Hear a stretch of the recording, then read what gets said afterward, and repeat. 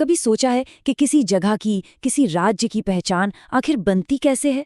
आज हम मिलकर राजस्थान के इतिहास की गहराइयों में उतरेंगे। और ये कहानी सिर्फ राजाओं और लड़ाइयों की नहीं है। नहीं, ये कहानी है एक पहचान को गढ़ने की, सदियों पुराने प्रतिरोध की आग में तपकर।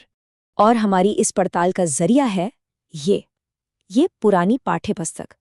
देखने में तो बस एक किताब है, लेकिन इसके पन्नों में आप यकीन मानिए सिर्फ तारीखें नहीं हैं। इसमें एक पूरी महागाथा छिपी है, एक ऐसी कहानी जिसने एक पूरे के पूरे इलाके के चरित्र को ही गढ़ दिया। तो चलिए इसी सवाल पर वापस आते हैं। आखिर किसी राज्य की पहचान बनती कैसे है? क्या सिर्फ उसकी जमीन से, उसके पहाड़ों से, उसके रेगिस्तान से, या फिर उन संघर्षों से जो उस जमीन पर लड़े जाते हैं? ये एक बड़ा सवाल है। अब जरा इस नक्शे को देखिए।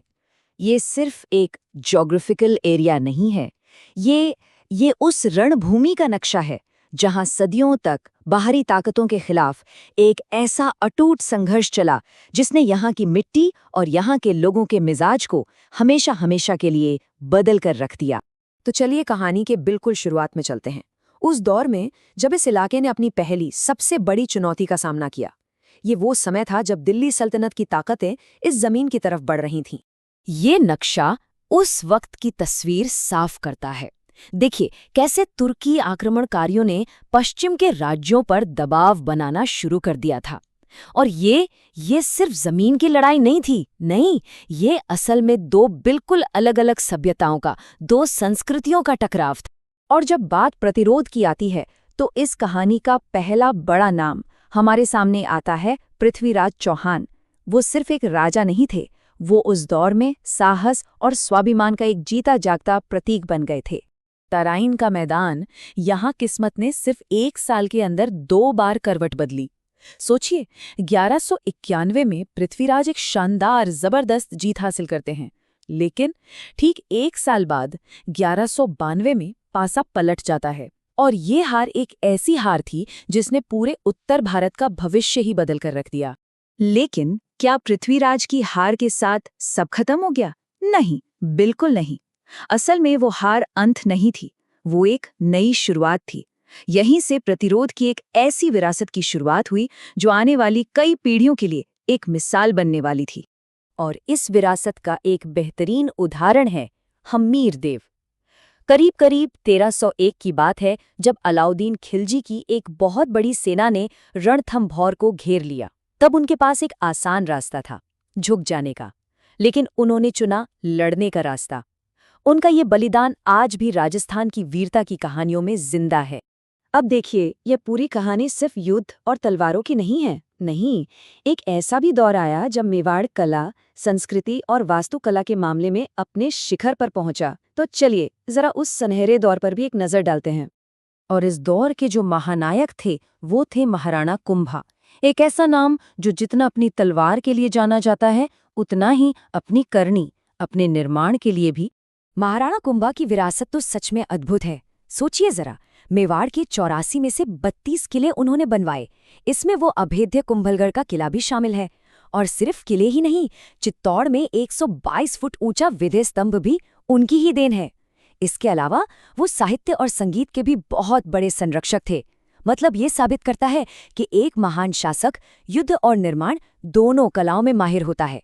तो कुंभा ने तो मेवाड़ को बहुत मजबूत बना दिया, लेकिन उनके बाद एक ऐसे शासक आए जिनका सपना शायद और भी बड़ा था, जिन्होंने पूरे राजस्थान को एक धागे में पिरोने का काम किया। और वो थे महाराणा सांगा। उनकी सबसे बड़ी, सबसे अहम उपलब्धि थी राजपूत संघ का निर्माण करना।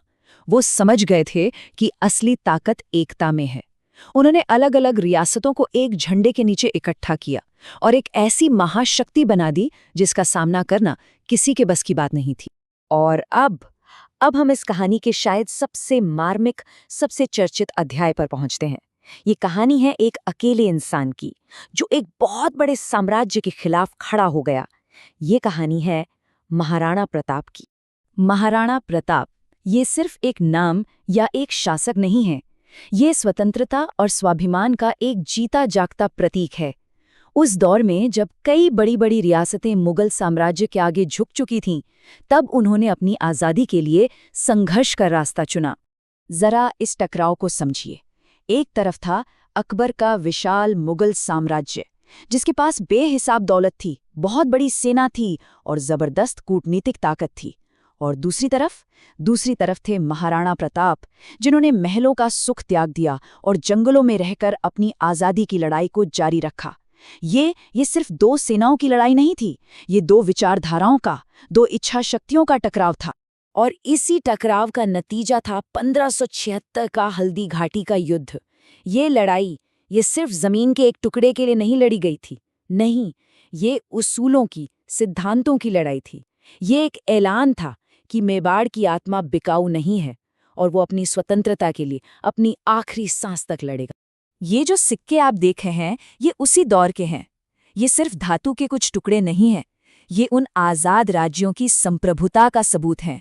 ये इस बात का प्रतीक है कि वो अपनी मुद्रा खुद बनाते थे और किसी भी बाहरी ताकत के अधीन नहीं थे। तो क्या प्रताप के बाद ये संघर्ष थम गया? नहीं, बिल्कुल नहीं। प्रतिरोध की ये आग बुझी नहीं, बल्कि एक मशाल की तरह एक पीढ़ी से दूसरी पीढ़ी के हाथों में जाती रही। और इसका एक और जबरदस्त उदाहरण है मारवाड़ के वीर दुर्गादास राठौड़। सोचिए, उन्होंने मुगल बादशाह औरंगजेब के खिलाफ दशकों तक, सालों साल तक संघर्ष किया और मारवाड़ की आज़ादी को कायम रखा। तो सदियों तक चले इस लगातार संघर्ष ने, इस अग्नि परीक्षा ने इस जमीन को एक बहुत ही खास पहचान दी।